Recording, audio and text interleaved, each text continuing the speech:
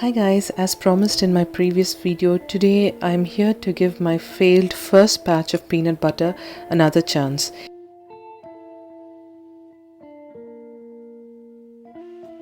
If you're new here, I would love to say a big hi. I do videos on sourdough recipes, home organization, other delicious food and motherhood. And I would love to have you as a viewer. So make sure you subscribe and hit the notification bell to not miss any new updates. After many trials, I figured what made a good batch of peanut butter.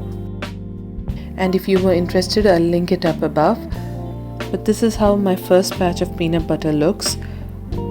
I thought it failed because it tasted raw and looked nothing like regular peanut butter that I get from the store. But I did not have the heart to dispose it, so here's what I did.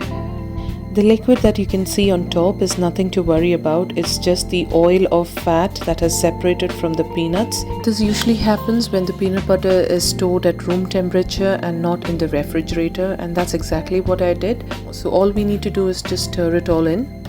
This recipe was just a trial, but I can already tell you that I was so pleased with how it turned out. So here's about 10 pre-marinated chicken thigh fillet I just took out of the refrigerator. These are the ingredients I used to marinate it. The chicken only needs to be refrigerated if time allows. If not, just marinate it and leave it for about half an hour at least. Here, as you can see, I'm adding in about 3 tablespoons of peanut butter into the already marinated chicken.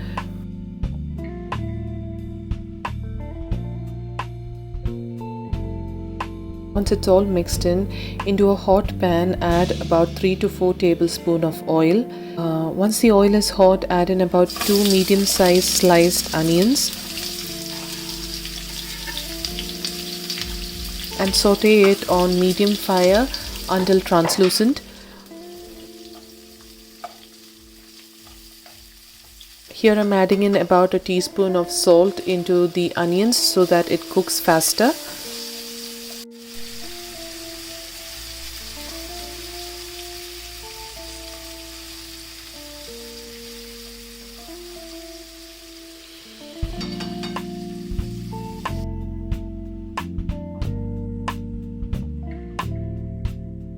The idea is that the chicken fries in onion infused oil, so it picks up the flavor of onion too.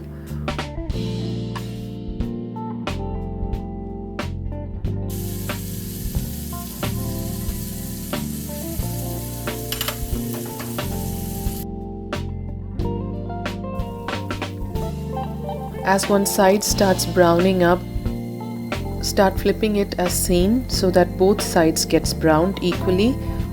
Slowly the onions are also getting caramelized. So just mix it around so the onions don't burn.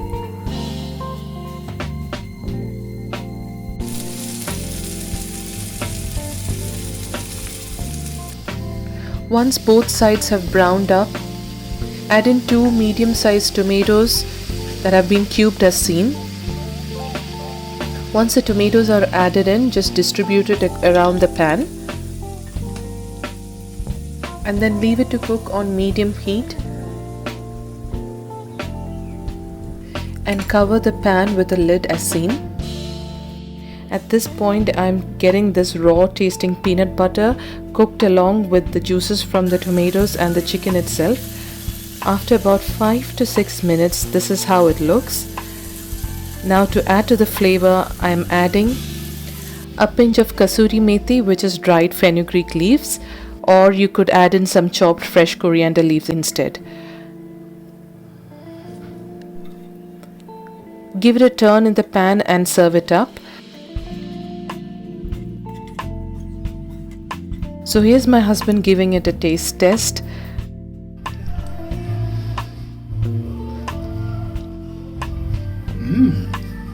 Very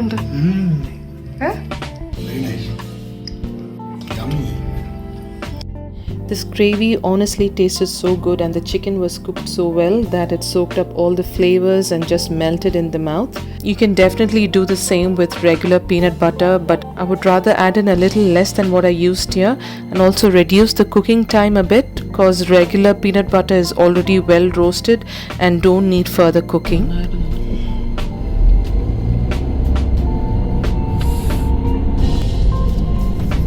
എണ്ണെടുക്കാനാണ്. അതായത് ഈ point വരുമ്പം അങ്ങോട്ട് നോക്കിയാൽ മതി. ഇവിടെ ഇവിടെ ഇപ്പം വരും. ഇപ്പം എടുക്കും.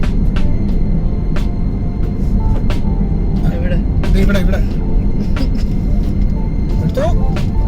So hope you've liked this video. If you did, please hit the like button for me and also let me know what you thought in the comment section below. Also, for such videos and more, please don't forget to subscribe. Lots of love and God bless.